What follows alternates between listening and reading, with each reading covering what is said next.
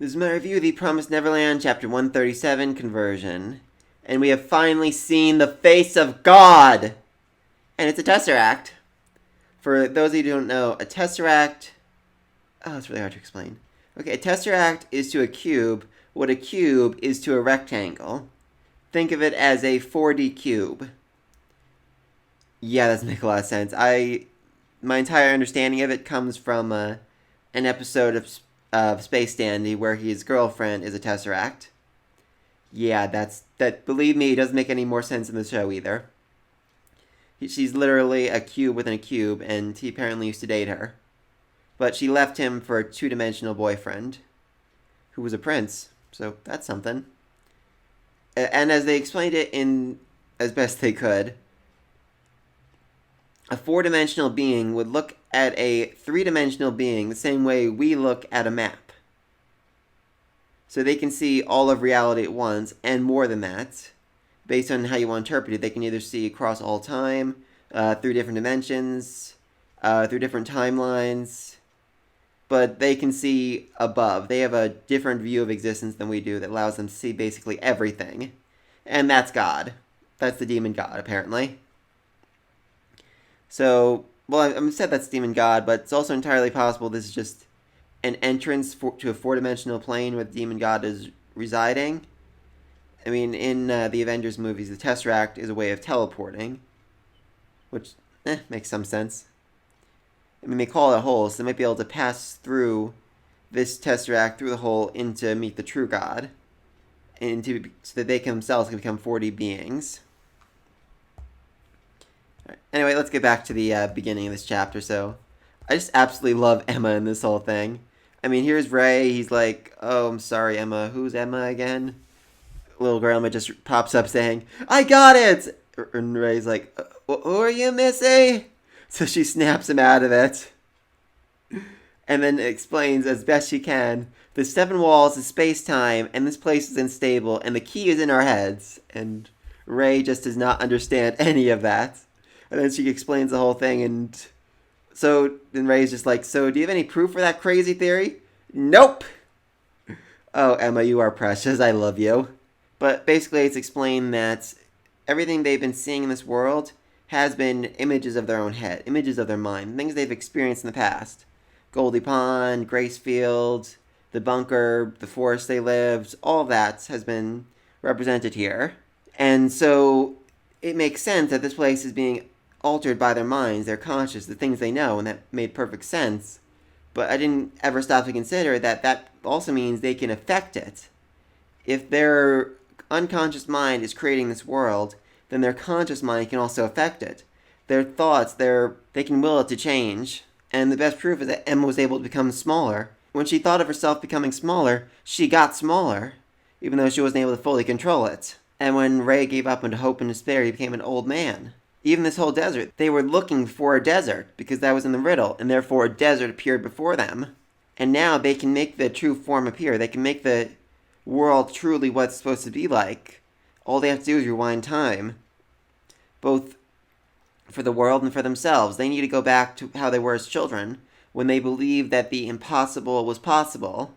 And by doing that, they can affect the world. They can change it as a whole to what it's supposed to be. And I think this is just a really cool metaphor for the entire series. Everything's up to our minds, up to ourselves. A new way of thinking that changes the world. And that's something Emma really hasn't given up on, this belief that the world can be changed just by her own free will, because here she is. Her will has, her mind, her desire has pushed her forward to change the entire world. I mean, she was food 100 chapters ago. She was literally food. And now, because of her will, perseverance, her mind, her desire to change the world, she is about 5 minutes away from talking to God and changing everything. Same with Norman. He was food as well, and he was a captive. He was a slave, basically. And he just pushed himself forward and kept moving and moving. And now he's set up to commit mass genocide. Not as good, but still another proof that just through their will, through their perseverance, they're able to overcome the odds. They're able to change the world itself.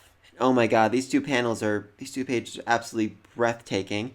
As the world is twisted and turned, It turns from a desert into this lush, beautiful forest, and then from the forest into this weird 10 reed cube box thing. But oh my god, these panels are absolutely amazing. I literally cannot wait to see this animated. I just pray the anime gets this far, if only for this one scene here, because it is just so beautiful. And then, as Ray is realizing that conscious really shaped reality, he has what I'm going to call a Deku moment, where he ponders on thought, free will, and the very means of reality itself. And after reading this, I had my own thought. It's kind of crazy, but I think it could really work. So, what are the two separate worlds? The human world and the demon world. I mean, there's been a lot of theories about them. You know, their demon world is just Australia. The demon world is just on the other half of the planet. It's a hollow Earth theory. It was my personal favorite up to this point. You know, they're inside the Earth. The humans are outside the Earth. And there's some kind of core that makes up the sun. I mean, whatever, okay? But now I'm thinking it might not be the case. I mean, I assume, the elevator, it goes down, passes through the planet, and you pop up back up the other side. Now I'm thinking the elevator didn't actually go anywhere at all. Just hear me out for a second. What if the human world and the demon world are actually the same thing? They're the same place, but we're only able to perceive one of them at a time. The elevator changes your perception. It changes how you view the world, so that you're viewing it on a different frequency. So you're viewing the human frequency. I mean, just think about that for a minute.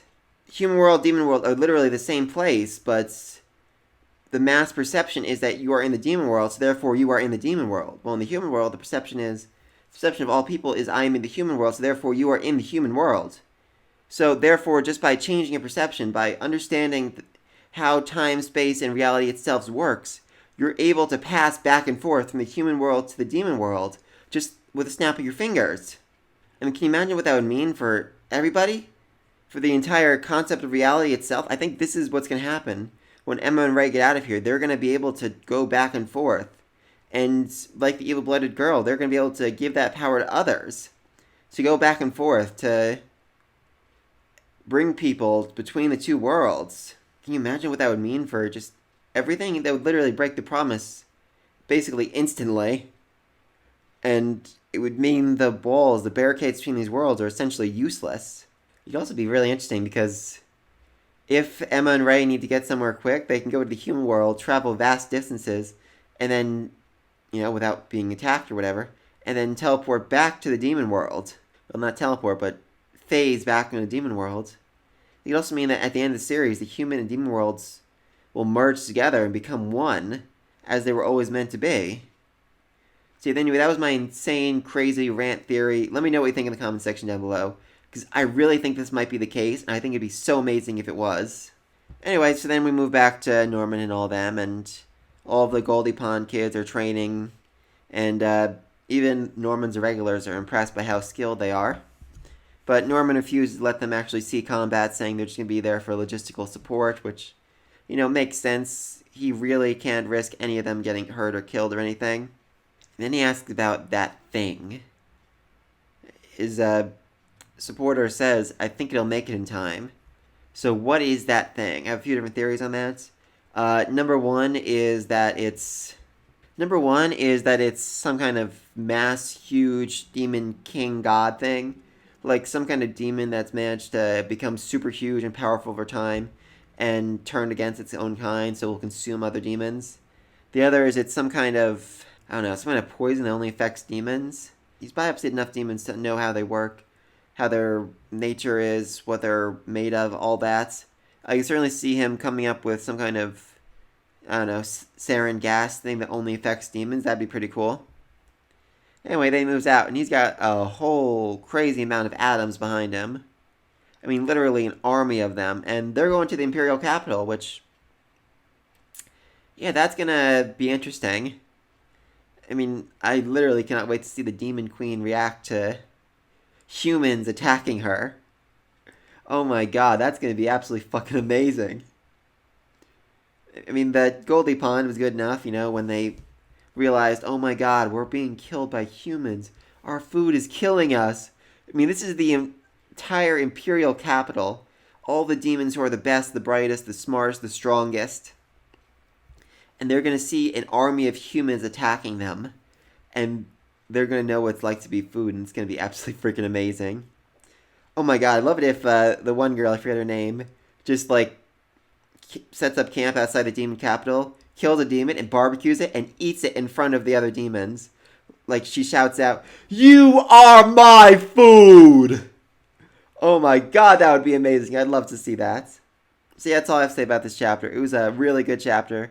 A lot to talk about, and I literally cannot wait for the next one. They're either going to truly talk to God, we're going to see Norman attacking, or we're going to see the Don and Gilda with the dogs, I guess.